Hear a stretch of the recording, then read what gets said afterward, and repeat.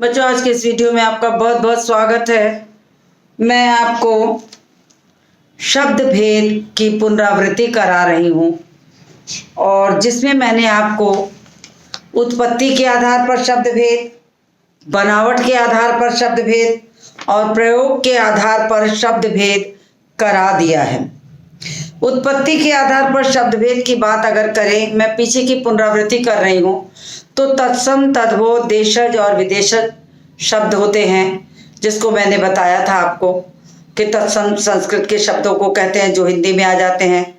उनसे बिगड़े शब्दों को, बिगड़े शब्द के जो रूप होते हैं और हिंदी में आते हैं, उन्हें हम तद्भव कहते हैं।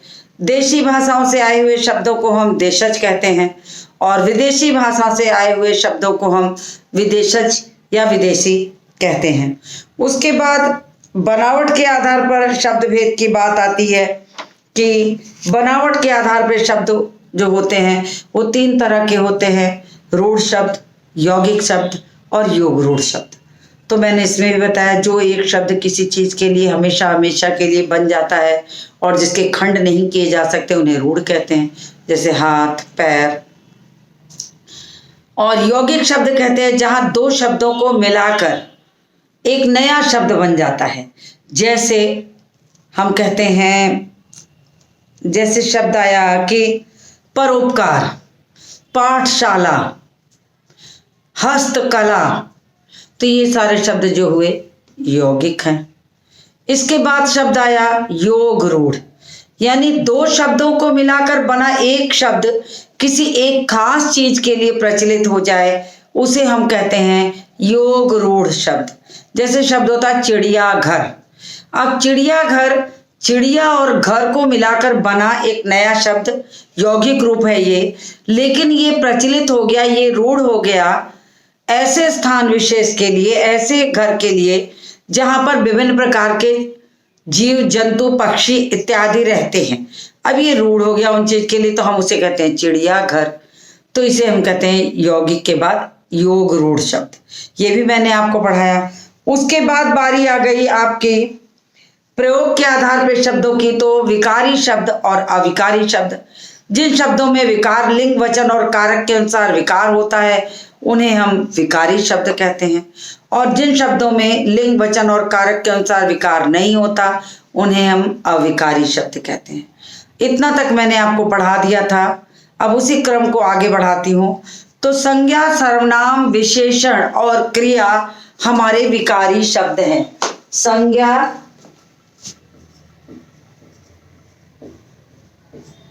सर्वनाम, विशेषण और क्रिया, ये हमारे जो है ये विकारी शब्द हैं। विकारी शब्द, और जिन इनमें लिंग, वचन और कारक के अनुसार विकार उत्पन्न होता है, परिवर्तन आता है। इनमें लिंग, वचन और कारक के अनुसार,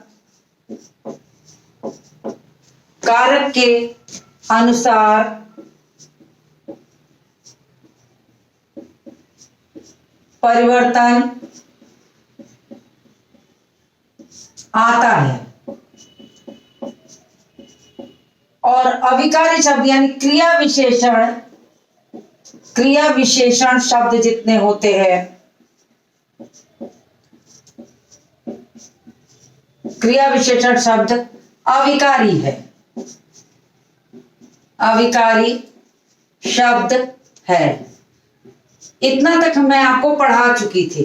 अब मैं आपको अविकारी शब्द के जो मुख्य शब्द, अविकारी शब्द और कौन कौन से होते हैं, मैं वो आपको बता दूं कि आपका संबंध बोधक,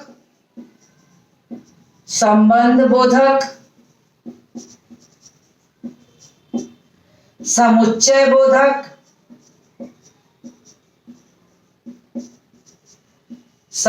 बोधक, और विस्मयादि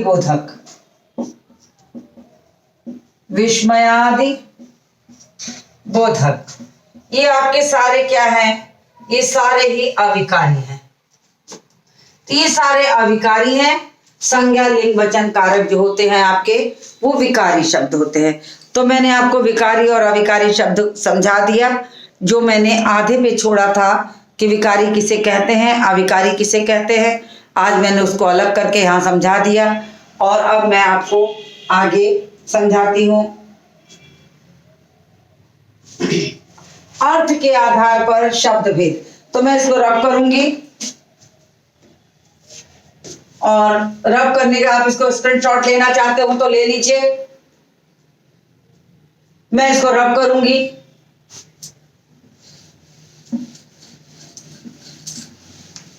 अब मैं शब्द भेद का जो आखिरी भेद है, बिल्कुल आखिरी वाला, वो आपको बताने चल रही हूं।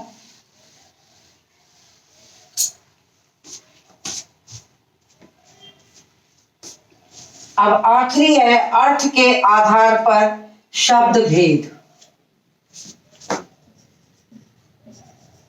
अर्थ के आधार पर शब्द भेद। तो अर्थ के आधार पर शब्द भेद कितने होते हैं? 2 हैं। सार्थक शब्द, सार्थक शब्द और निरर्थक शब्द। सार्थक शब्द और निरर्थक शब्द। अब सार्थक और निरर्थक शब्द हो गए, तो साधारण सी भाषा में यदि आपसे कहें कि सार्थक शब्द और निरर्थक शब्द किसे कहते हैं, तो आप शब्द के जो लिखा है उसके आधार पर ही आप उसकी परिभाषा बना सकते हैं कि ऐसे शब्द जिनका हम अर्थ ग्रहण करते हैं उन्हें हम सार्थक शब्द कहते हैं। यानी अगर मैं आपसे कहती हूं कि पेन, तो आप पेन का मतलब समझ गए कि लिखने की जो वस्तु है इसको हम पेन कहते हैं। लेकिन हम कहते हैं वेन, पेन, वेन। अब पेन का मतलब तो पेन है, वेन का मतलब कुछ नहीं है। मैंने भाव अभिव्यक्ति के लिए पेन वेन लाओ कह दिए। कॉपी वॉपी लाओ, तो कॉपी है, वॉपी तो कुछ है नहीं। तो ये सार्थक और निरर्थक शब्दों का योग है। तो अर्थात सार्थक शब्द किसे कहते हैं? जिन शब्दों का कोई अर्थ ग्रहण हो, पता लगे, उन्हें हम सार्थक शब्द कहते हैं। और जिन शब्दों का अर्थ ग्रहण न हो, कोई अर्थ न निकले, उन्हें हम निरर्थक शब्द कहते हैं। तो ये दोनों चीज मैंने आपको बताई। तो अब आपको जानना चाहिए कि सार्थक और निरर्थक शब्द क्या है। तो परिभाषा मैं पहले लिख देती हूं कि सार्थक शब्द किसे कहते हैं। सार्थक शब्द,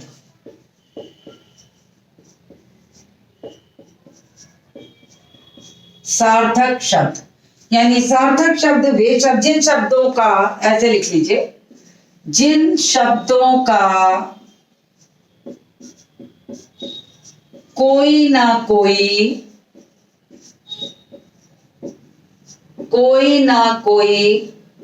अर्थ निकलता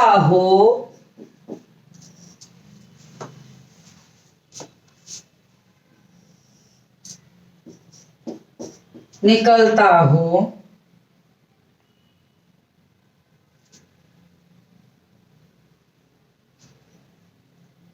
उसे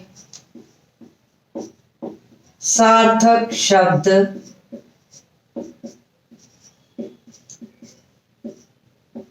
कहते हैं। जैसे ये साधारण सी परिभाषा हुई। जैसे अगर हम कहें पानी, तो ये सार्थक शब्द है क्योंकि इसका अर्थ निकल रहा है कि जल के लिए हम इसका प्रयोग कर रहे हैं। वाणी कह दें तो ये शब्द सार्थक नहीं, यह शुद्ध है, इसका कोई मतलब नहीं है। तो पानी हो गया, या जितने भी शब्द हैं उनको आप ले सकते हैं। अब आ गया निरर्थक शब्द।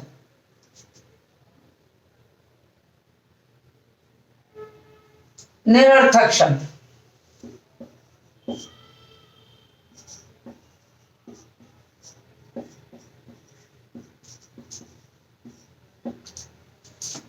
इसकी परिभाषा क्या होगी? यानी जिन शब्दों के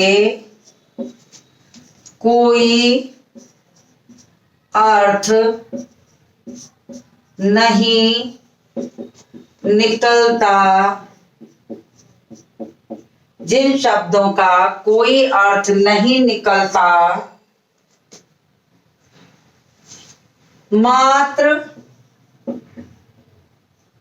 भाव स्पष्ट करने के लिए ये भाषा के साथ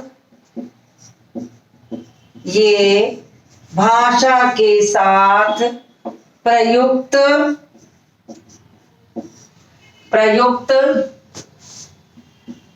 किए जाते हैं, उसे निरर्थक शब्द कहते हैं। अब देखिए मैंने ऊपर पानी लिखा है, लेकिन अगर मैं इसको लिखूं पानी वानी, तो ये सार्थक हो गया, ये निरर्थक हो गया। यहां मैं सा लिख दे रही हूं, यहां निर लिख दे रही हूं, हो गया। कलम वलम, ये हो गया।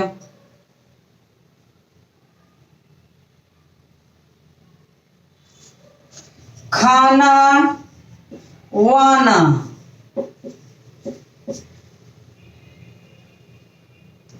पैसा वैसा,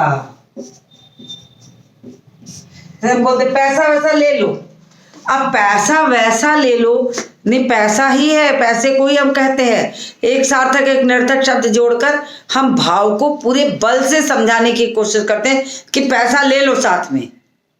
तो ये कहने के लिए हम बार बार कहेंगे पैसा वैसा ले लो, तो हमने उसके साथ एक सार्थक के शब्द के साथ एक निरर्थक शब्द जोड़कर भाव की अभिव्यक्ति करने के लिए उसे प्रयोग में ले आए। तो इसे हम एक को सार्थक शब्द कहते हैं, एक को निरर्थक शब्द कहते हैं। तो सार्थक और निरर्थक शब्द आपने अच्छी तरह से जान लिया, तो मैं इसको रब करूंगी। अब मैं सार्थक शब्दों के भेद आपको बताऊंगी। तो मैं इसको किनारे हट रही हूं, आप इसका स्क्रीनशॉट लीजिए। संभवतः आपने स्क्रीनशॉट ले लिया होगा इसका, तो मैं इसको रब करती हूं।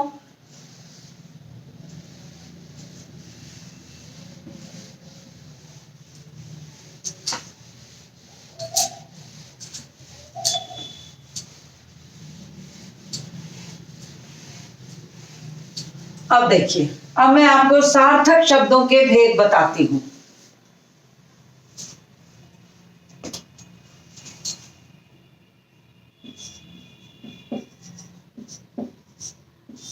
सार्थक शब्द निरर्थक शब्द। अब सार्थक शब्दों के भेद देखिए।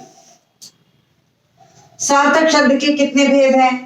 पहला सार्थक शब्द का भेद होता है समानार्थी। समानार्थी,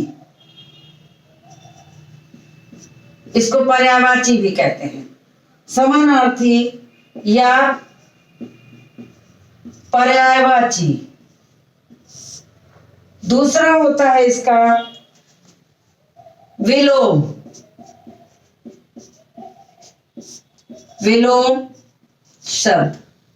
तीसरा इसका होता है एकार्थी शब्द। एकार्थी शब्द। और चौथा इसका होता है अनेकार्थी शब्द।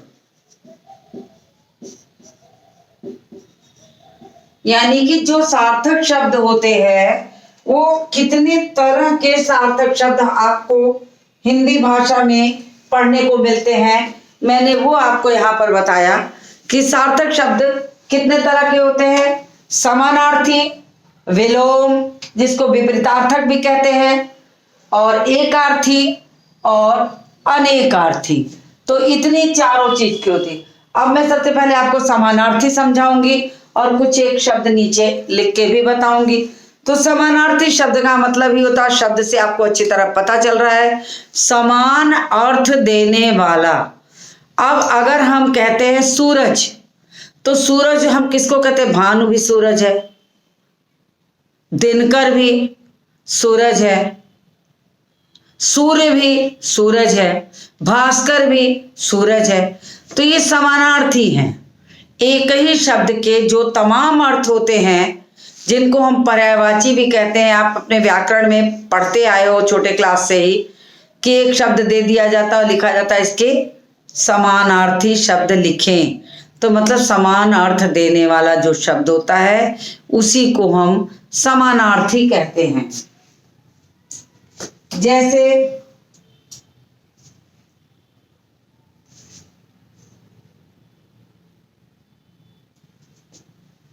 जैसे शब्द हुआ समानार्थी,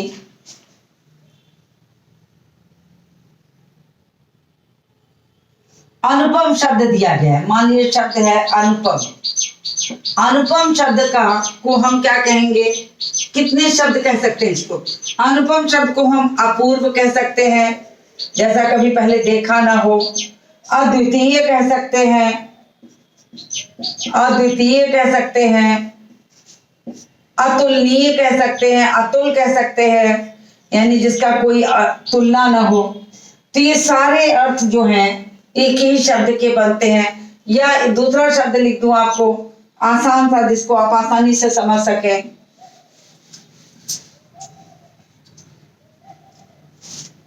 जैसे फूल हुआ, फूल को हम सुमन भी कहते हैं, सुमन कहते हैं, कुसुम कहते हैं, पुष्प कहते हैं। तो बहुत सारे ऐसे शब्द होते हैं जो एक ही शब्द के लिए अनेक शब्द हम प्रयोग करते हैं, अनेक शब्दों से हम उसका अर्थ निकालते हैं, उनको हम कहते हैं समानार्थी शब्द या पर्यायवाची। यानी एक शब्द का पर्याय, दूसरा शब्द भी वही अर्थ दे रहा है और पहला शब्द भी वही अर्थ दे रहा है, लेकिन हम दोनों जगह शब्द दो प्रयोग कर रहे हैं, तो हम उसको कहते हैं समानार्थी या पर्यायवाची। जो आपके समझ में आ गया होगा, आप पाठ्यक्रम में प्राय लिखते हैं कि आप इन शब्दों के पर्यायवाची शब्द लिखें, यानी एक से अधिक शब्द उसके और आपको लिखने होते हैं। तो एक ये हो गया। दूसरा शब्द है इसका विलोम शब्द। अब विलोम शब्द का मतलब क्या होता है? उल्टा, यानी कि जो अर्थ दिए गए शब्द का है उससे ठीक उल्टा अर्थ आप उसके शब्द को लिखें। जो शब्द आपका दिया गया हो उसका ठीक उल्टा शब्द लिखें। अगर हम कहते हैं, साधारण भाषा में कहें कि हम कहते हैं लंबा, तो लंबा का उल्टा शब्द क्या होगा? छोटा। मोटा तो होगा क्या? पतला। तो ये उसका उल्टा अर्थ दे रहा है। गोरा, काला। तो इस तरीके से देखा जाए तो जो शब्द हम आपसे बोलें और अगर ये कहें कि इसका उल्टा शब्द बताइए, उसी उल्टे अर्थ देने वाले शब्द को हम क्या कहते हैं? विलोम शब्द कहते हैं। क्या कहते हैं? विलोम शब्द कहते हैं। तो विलोम शब्द का मतलब आप जान गए, यानी कि उल्टा अर्थ देने वाले जो शब्द होते हैं उन्हें हम विलोम शब्द कहते हैं। तो देखिए, मैं एक दो शब्द लिख देती हूँ जिससे आप अच्छे से समझ में आ जाएगा आपको, कि एक दो शब्द लिखूंगी तो आपको समझ में आएगा। अब या तो मैं उसके बाद ही लिख दूंगी, पहले मैं आपको एक दो शब्द के साथ साथ एक कुछ शब्द लिख दूं। जैसे हुआ कि आदि, अंत, जीवन, मृत्यु, शोक, हर्ष, वीर, कायर। अब देखिए, ये सारे शब्द जो हैं, इनका अगला शब्द जो है वो उल्टा अर्थ दे रहा है, तो ये इसको हम कहते हैं विलोम शब्द। तो इतनी बात आपको समझ में आ गई होगी कि विलोम शब्द किसे कहते हैं, वो मैंने आपको समझा दिया। अब बारी आ गई एकार्थी शब्द की कि एकार्थी शब्द किसे कहते हैं। तो हिंदी में बहुत सारे ऐसे शब्द होते हैं जिनको हम एकार्थी शब्द कहते हैं। उसके कई अर्थ नहीं, सिर्फ एक ही अर्थ होते हैं। जैसे हम एक सरोवर कह रहे हैं तो हम तालाब के लिए एक अर्थ कोई दे रहा है, यातना, कष्ट। तो एक अर्थ देने वाला जो शब्द होता है, भाव उसका मतलब आपके समझ में आ गया। हमने सम्राट कहा तो आप समझ गए कि राजा के लिए कहा जा रहा, ये एक अर्थ के लिए है, उसका एक अर्थ आपको समझ में आना चाहिए, तो एक अर्थी शब्द कहते हैं। तो एक अर्थ शब्द होते हैं कि सिर्फ अपने को एक शब्द का भाव उसमें लिए होते हैं। फिर आ गया अनेकार्थी शब्द। तो एक अर्थ वाले को हम कहते हैं एकार्थी शब्द। एक प्रकार का अर्थ देने वाले शब्द। अब मैंने बता दिया आपको। अब आ गया अनेकार्थी शब्द। अब अनेकार्थी शब्द होता है, देखिए हिंदी बहुत विशाल है, इतनी विशाल है कि इसमें बहुत सारे एक ही शब्द के कई अर्थ निकलते। साधारण भाषा में कहें तो मैं आपको बोलूंगी हार शब्द। देखिए शब्द, आप कक्षा 6 के विद्यार्थी हैं तो शब्द मैंने लिखा हार, और अगर मैं आपसे कहूं कि इसके जितने अर्थ आप जानते हो तो बताइए, तो आप सबसे पहले कहेंगे गले में पहनने वाला, गले में पहनने वाला। फिर हम कहेंगे और कोई बताइए, तो आप कहेंगे किसी से हारना, किसी से हारना यानी पराजित होना, पराजित भी लिख देती हूं। तो आपने दो अर्थ जाना ना इसका हार का, तो ये अनेकार्थी शब्द हुआ। अब हम पूर्व की बात कर लें तो पूर्व हम दिशा को भी कहते हैं, पूर्व हम पहले को भी कहते हैं। तो एक शब्द के दो अर्थ हुए। ऐसे ही हिंदी में बहुत बार ऐसा होता है कि एक शब्द के कई अर्थ होते हैं, लेकिन जिस स्थान पर उस शब्द का प्रयोग किया गया है उस जगह पर उसका क्या अर्थ निकल रहा है, उसी से हम उसका भावार्थ निकालते हैं या उसका अर्थ वास्तव में निकालते हैं। तो ये यहाँ पर कहा गया है। तो मैं आपको अनेकार्थी भी मैंने समझा दिया कि अनेकार्थी किसे कहते हैं। अब आपके समझ में इतना आ गया होगा कि सार्थक शब्द कितने प्रकार के होते हैं। सार्थक शब्द 4 प्रकार के होते हैं। समानार्थी शब्द, विलोम शब्द, एकार्थी शब्द और अनेकार्थी शब्द। समानार्थी मतलब होता है एक शब्द के और समान अर्थ देने वाले जितने भी शब्द होंगे वो समानार्थी कहलाएंगे। विलोम शब्द का मतलब होता है कि वो शब्द जो अपने अर्थ से जस्ट उल्टा अर्थ दे रहा हो अगला शब्द बोलने पर। अगर हम आना कहें तो जाना, हम ऊपर कहें तो नीचे, हम जीवन कहें तो मृत्यु, फिर इस तरीके से मोटा कहें तो पतला। बहुत कक्षा 3 के जो बच्चे होते हैं वो ऐसे ही विलोम शब्द करते हैं और उनको सब समझ में आने लगता है। और जब आप कक्षा 6 में आते हैं तो आपको अच्छी तरह से वो चीज़ समझ में आ जाती है कि हाँ कितने तरह के शब्द हो सकते हैं या उल्टे अर्थ देने वाले कौन कौन से शब्द हो सकते हैं। तो ये आपको समझ में आ गया। फिर एकार्थी शब्द का मतलब होता है कि कोई एक ही अर्थ दे। आना कह रहे तो मतलब सिर्फ वो आना, आने के अर्थ में है, तो वो अपने लिए एक समान अर्थ बना, दूसरा अर्थ हम उससे नहीं जोड़ सकते, तो एकार्थी शब्द है। लेकिन अनेकार्थी शब्द एकार्थी का बिल्कुल अलग। एकार्थी शब्द में एक अर्थ आता है तो अनेक, और अनेकार्थी शब्द में शब्द एक ही होते हैं, अर्थ अनेक होते हैं, उसे हम कहते हैं अनेकार्थी, जिससे अनेक अर्थ निकलते हों। तो मैंने यहाँ पर 2-2 शब्द लिख के आपको दिखाए हैं। अब मैं कुछ और शब्द लिखती हूँ, आप देखिए।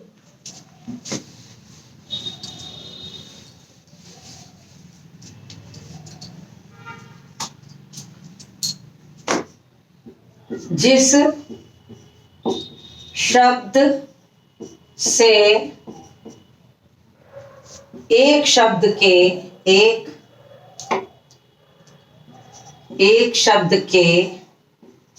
अनेक अर्थ निकले उसे अनेकार्थी शब्द कहते हैं। अब एक दो शब्द मैं लिखती हूं, जैसे कर शब्द है। अब कर का देखिए क्या, कर एक क्रिया होती, करना, करना जिसको क्रिया कहते हैं। फिर कर टैक्स होता है, आय कर, टैक्स। फिर कर का मतलब किरण भी होता है, सूरज की किरण, सूरज की किरण। और कर का मतलब हाथी की सूंड भी होती है, हाथी की सूंड। तो देखिए कर शब्द का अर्थ हो गया। फिर गुरु शब्द का अर्थ बता देते हैं।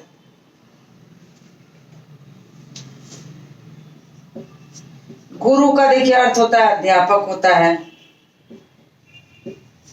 भारी होता है, पिता भी होता है, दीर्घ, दीर्घ के अर्थ में होता है।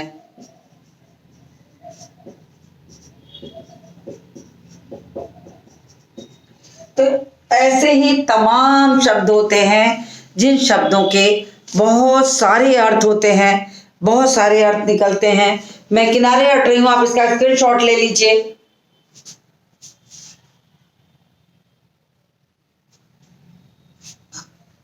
तो आपको मैंने सार्थक और निरर्थक शब्द समझा दिए।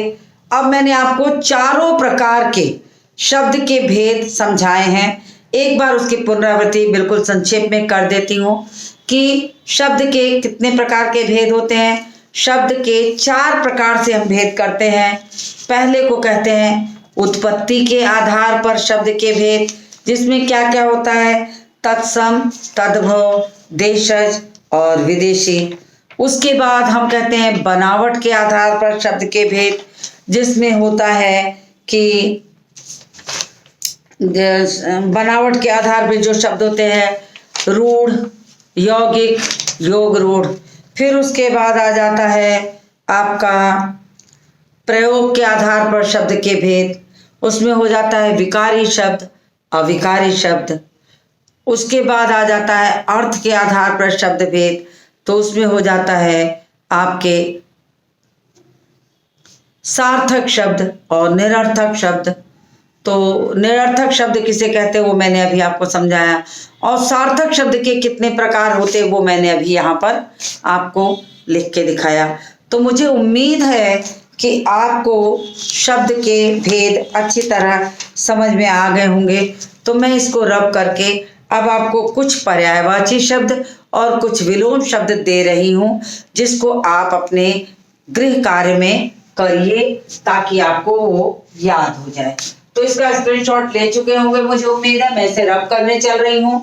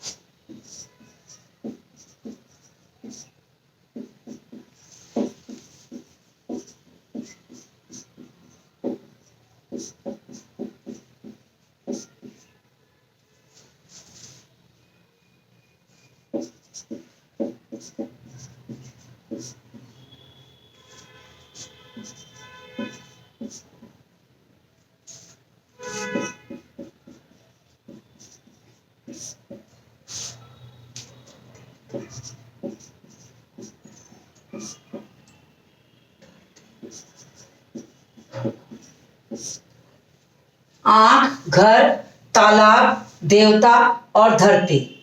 ये पहला है। दूसरा लिखिए, विलोम शब्द लिखिए। विलोम शब्द लिखें। तो अब आप विलोम शब्द लिखिए या अपनी कॉपी पे प्रैक्टिस के लिए करिएगा। तो मैं अब आपको विलोम शब्द देती हूं।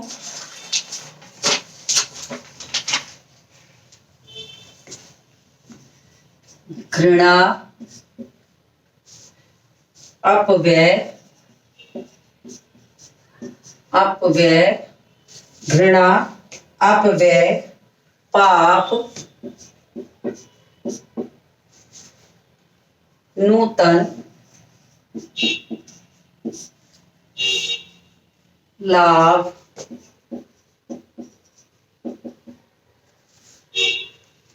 वरदान,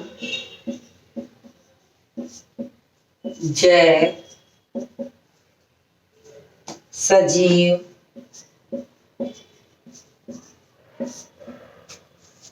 और नवीन, इनका आप विलोम शब्द लिखें। उसके बाद आपको मैं, देखिए आप उतार लीजिए इन शब्दों को। तो इतने शब्द मैंने आपको गृह कार्य के लिए दिया है, आप इनको उतार लीजिए। मैं किनारे हट रही हूँ, आप इसका स्क्रीनशॉट लेके होमवर्क करिए। मुझे उम्मीद है कि आप इसका स्क्रीनशॉट ले चुके होंगे। तो इसी के साथ इस वीडियो को समाप्त करती हूँ और मिलती हूँ आपसे अगले वीडियो में।